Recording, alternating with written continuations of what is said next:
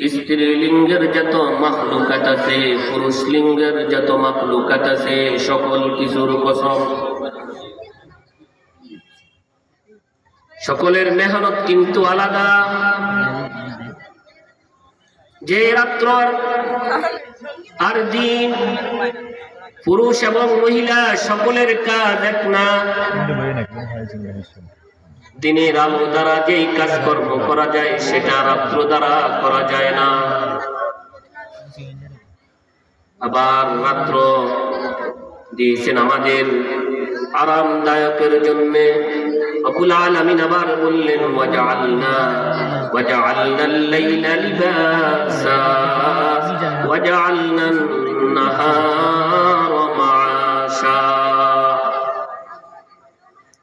আমি তোমাদের কাছে রাত্র দিয়ে দিলাম আরামদায়ক বিছানার মধ্যে ঘুমানোর জন্য। ওয়াজআলনাল লাইলা লিবাসা, আবার বললাম ওয়াজআলনান নাহারা মাআশা, যে দিনের আলোর মধ্যেই তোমরা দুনিয়ার কাজ করো, কর্ম করে আমাকে আল্লাহ বলে ডাক দিবে, আর আমি তোমাদের ডাকে লাব্বাইক বলে সাড়া দিব। এজন্য রব্বুল আলামিন চারটি কসম করলেন যে দিনের ফায়দা আলাদা, রাত্রির ফায়দা আলাদা, নারীর ফায়দা আলাদা, পুরুষের ফায়দা আলাদা। দিনের ফায়দা দিয়ে রাত্রের ফায়দা হয় না, পুরুষের ফায়দা দিয়ে নারীর ফায়দা হয় না, সকলের ফায়দা আলাদা। ইন্না সা'য়াকুম লাশাত্তা, তোমরা যে যেখান থেকে দুনিয়ার মেহনত করো সকলের মেহনত আমি মুখতালিফ নিলাম।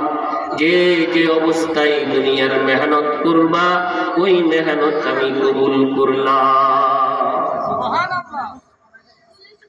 দিনের বেলায় যদি নামাজ পড়ো, রাতের বেলায় যদি ঘুমাও, যদি দুনিয়ার উদ্দেশ্য থাকে তো দুনিয়া পাইবা, আর যদি আখিরাত থাকে তো আখিরাতের উদ্দেশ্য পাইবা।